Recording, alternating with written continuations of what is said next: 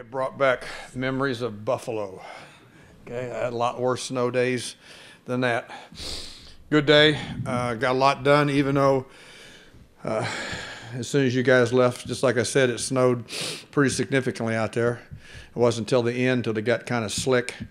And so we tempoed it down some, but we got a lot out of it. Everybody did, had to play in the conditions and adapt to the conditions. It's fun to see some of these young guys that have grown up and never seen snow, and all of a sudden now they're out there practicing in it.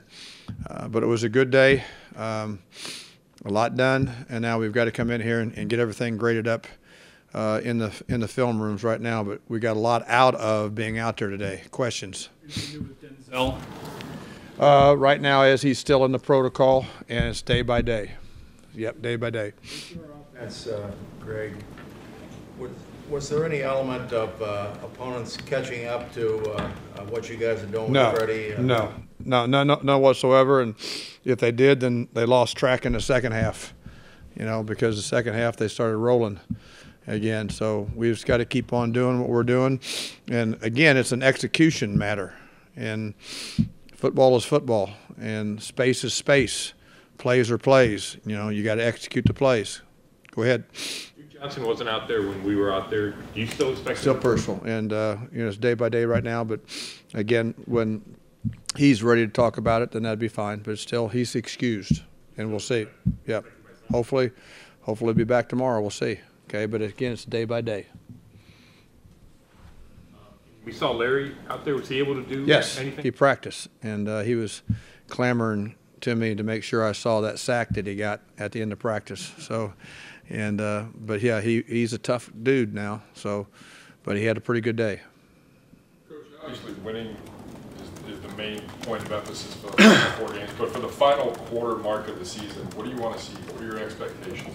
You know, the biggest thing is that day by day improvement, day by day competition, and is winning. Right, wrong, or indifference at this level, you know, there's not any in between, and that's what we have to do. But the improvement of lots of different young guys and how they fit into the thing, there's not really any aging guys on the team. So, but they've got to continue to do that, and it's about winning. It is.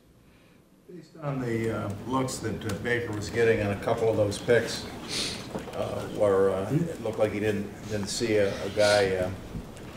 Was it?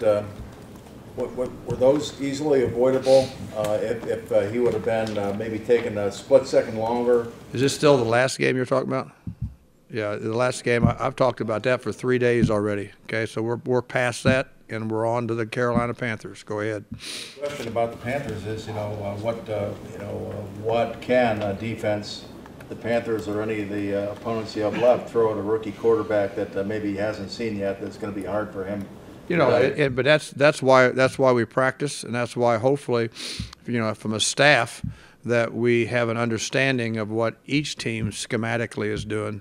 You know, there's not a lot of rookies on the staff. You know, they've gone against that style of defense, and I've been in that division and know that series of coaches quite well. I've even advised those series of coaches that, you know, are on that staff. And, you know, now Sean's at McDermott's up at Buffalo, but they're carrying over to a lot of the things that, you know, they were doing there. And, you know, that's why we practice, to try to pose those pictures schematically of what we think they're going to do. But then it's a guessing game, and it becomes of an experience of saying, okay, they're in a little bit different position here, and, you know, I've got to hold it a little bit longer, I've got to be quicker a little bit longer, or I've got to check to a better play. This is about Cam Newton apparently doesn't throw the ball downfield a lot because of his shoulder injury. So how do you do you defend differently because of that, or how does that? You know, we have to defend formationally, and we can't be chasing ghosts. You know, we have to, you know, honor the fact that, you know, he is a really, really good football player, and they've got great speed at the wide receiver position. So, you know, we've got to play the right way, and we always want to keep the ball in front of us on defense, and we've got to do a good job of tackling in space. You know, just like I mentioned the other day, this team, and I think Norv Turner's done a very good job, and for you all maybe a thought process of similar to what Andy Reid was doing, at the Chiefs on how they're creating the formations and creating the wide space plays and stuff. And so we've got to do a good job tackling because they're doing a good job formationally of creating those things. Since Antonio Callaway, have you seen him gain some consistency? Yes, and it's been comforting. It's been nice to see him starting to take the next step, starting to feel a little bit more comfortable, a little bit more understanding. Still has a long way to go as far as not even close to his potential yet. And some of that will be is just the volume, at this level, and the speed at this level. When I say volume, the number of plays that you have to play at this level to be top. And I shake my head again when I mentioned this to you yesterday. The running back Christian, McCaffrey, wow, 97% of the plays so far this year, and you can't see him taking one single solitary play off or backing off from a conditioning level. All young guys have to kind of get that part of it when they come up to this league. Baker talked to him right after that fumble on Sunday. Which is good. Did you feel the need to say anything to him? No. Or what did? No, I wasn't happy. And right, wrong, and different. And that's what you play off of each other. That's what Baker's supposed to do in that situation. And what I'm supposed to do is it's too valuable. No, it's never ever acceptable. Protect the ball. This year, the team that's won the coin toss is mostly deferred. Is that always your strategy, or is it? No, I mentioned that the other day. Tony asked me that the other day in here too. Is that it's not always that way. From a defensive mentality, there's more of us that think that way. But I've been around some really good thoughts in that respect, and how the weather conditions, the field conditions, and the opponent come into it too. So, and then also, sometimes you want to strike a different attitude with your own team. So it's never 100% no. Is that something you decide on Sunday morning, or is that something you decide? What we do is I pretty much, I have a meeting, and I have a coordinators meeting, in the locker room that morning, and we go through those what ifs. We go through a lot of different more what ifs, on game management type things too. But that is one of the decisions. Yes. Taking it on a case-by-case basis when a player isn't able to practice during the week. In the case of Duke Johnson, if he returns tomorrow. It would be a case-by-case. He would be a classic example, so we'll see. We'll see where that is tomorrow, yes. Besides you, who's the best trash talker on the team? Besides who? Besides you. No, I don't even compare to, some of the young guys. And some of them you would be shocked to see how quiet they are around the buildings. But that would be a great question to ask the guys in the locker room. The run attempts were down last week in Houston, just probably because of circumstances. But Nick also was only, I think, 3 yards a carry against Cincinnati. Do you see any issues with the run game? No, I don't. And again, I think that was talked about a little bit on Monday too. And as we take a look at when you're getting behind, the scoring opportunities and trying to pace the game up, but we felt like maybe we could get a few more runs. And it wasn't that we aborted them. There was a structure of, very seldom anymore at any level of ball, even at the high school level, is it just one play called. And so there's a period of usually at least 2, sometimes 3 plays called. And so you give the choice out there in a check system to doing that until you hard call something and say do it no matter what. So there's a few of those situations maybe we could, and I even talked about in the run game of how screens are portrayed in my mind as a glorified run. It goes down as a pass, but we've got to try to do some more space plays with Nick in those areas and the running backs in general. And one more step is that take a look what Norv's doing with his backs. They're doing an awful lot of those type of things that keeps the run game going. You talked about those formations that Kansas City runs and Carolina does similar things. How difficult are those bunch formations to defend because you got guys rubbing and crossing? Yeah, and anymore, especially down there in tight in the low red zone, those become even more difficult to officiate, from week to week to week, because of, what offensively you want to call them rubs, defensively we call them picks, which you can't do those things, and it's very hard to officiate to see those things, and that particular close proximity formation makes it even harder to defend. And you do, and we've graded out pretty good against those situations all year long, but this week there's even some more challenges this week down there. Appreciate seeing older timers such as Norv Turner and Andy Reid, innovating on offense the way. I do. Norv and I go back to when he started with the Cowboys in '89. I was with the Oilers same time and practiced against each other 3 or 4 times at training camp. Playing against each other and all these years, and to see where it's come from as a coach. I think he's outstanding, and how he's adapted to the skill set of his own players and what's out there.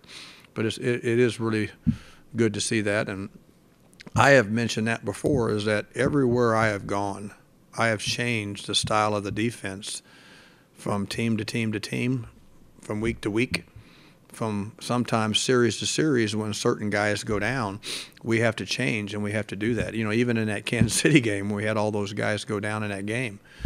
I think probably led the league that week in a couple of zone coverage calls. That's all we did, because we had to get out of the game, and we had to be able to line up and get it done. Sometimes to your benefit, sometimes not to your benefit. Some of the first things you think of when you reflect on Julius Peppers and what he's been able to do in the league? There's another really good example of guys that scout in our league and had a really good understanding of what a phenomenal, tough athlete he was, just because he was a basketball player. And I think it's outstanding that he had that skill set. The more different types of athletic movements you can handle, and the instincts from other sports that carry over into our sport.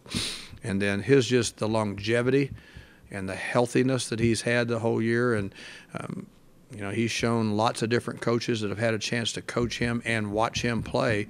He's shown some things that we now continue to try to help coach other guys with similar body types. But he's done a very good job, and I shake my head on how long he's been able to play. What's this year for him? 18. It's amazing. Our D-line coach here, I tried to sign him a long time ago, and he leveraged me on a contract. But Clyde Simmons, he played for 15 years. And those positions, that's a fist fight in a phone booth for 3 hours. For those guys to be able to play that long, it's remarkable. Had a film cut up and gave it to Miles Peppers to look at. We've had those things for a long time, as John talks about that, but those were passed on to him before John ever got here. Okay, and Peppers was one of the guys that we had cut up, and body type wise, athletic wise, and it's just good for them to feel and see and to be able to experiment. Yes. With Miles, I know he had the play taken away last year in Chicago and also this year in Oakland. But is the next step for him to make those, game-changing strip sacks and all that kind of? Oh yeah, and he's capable of doing that. And we have some time left to get it done. And I've had the luxury and the honor of being around some guys like that on other teams that could do that. And one of the ones that's out there right now getting all the publicity is Aaron Donald. And those are the type of things that you want those particular skill set kind of guys to do. And those are point producing plays. And we need to take the next step with that. And he can do that and will. He will. And it's not that he's not trying right now, is that it's a little bit different in some of the position areas he's playing as opposed to some of the other guys. How close is he to getting it done? I think he's very close. I think it's instantaneous when it could happen. Some of the great plays he's had in the pocket already have just been fractions of an inch, of where he's attempting and making the attempt at the ball. And one of the things that we emphasize all the time, no matter what position player it is, not only him, but from a linebacker or DB, when you're in the pocket, we say, a sack's great, but it's not perfect until the ball's out. We want a sack and a caused fumble. Those are the things we're looking at, because a quarterback it's the toughest to secure the ball when you're in the pocket and have to block everybody out and go ahead and throw the football. And so it's really the most poor ball security is on that particular player. So we want more production that way. And he's doing a really good job of crushing and getting to the pocket and continuing to get those sack production things, and we just got to get the ball out. When it comes to those cut-ups that we're talking about, is there something you point to when you talk to Garrett about Peppers and say, this is the way it's done, Peppers did this? You know, those kind of obvious things are obvious. You know, if Miles was a person that, you know, didn't understand or didn't have the ability to understand, maybe you would do that, but you don't have to do that with him. Okay, he understands, you know, and the things that we talk about, not only with him, but other people, you know, crossover film with whatever team we're playing on. We have some good crossover film week by week by week that will show those types of plays, and our D-line coaches do a good job with building those type of film cut-ups for us to look at in here, but also on their own time. You know, now technology is with you 24 hours a day, so they have their surfaces and stuff, and we do projects where they do like take-home tests where they come back and give reports to us, and we want to see what they're saying instead of them just reading what we're saying. Greg, you go back to the old AFC Central division with Houston. What do you think of Clay Matthews' credentials for the Hall of Fame? I think they are definitely credible credentials for him and that whole family. You know, I'm just so respectful to that. But Clay was a dominant player that you had to, offensively take note of at all times.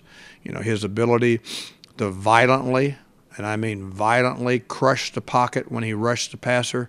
And there's a really good examples of some good cut-ups of him too, of how he was on taking the ball away in the pocket and some of the plays that he did, but then could play pass coverage and did some really good things with his hand skills and pass coverage on making quarterbacks think that he was in rush, but he wasn't. He was dropping and playing all those years. You know, another great memory of him was, pretty sure it was 99. We came up here and played, and I was at the Titans that time, and it was the last game of the year, Chris Palmer's first year. And their bye week, I think Cleveland's bye week was week 17. So we still had another week to play, but that was the last game of the year.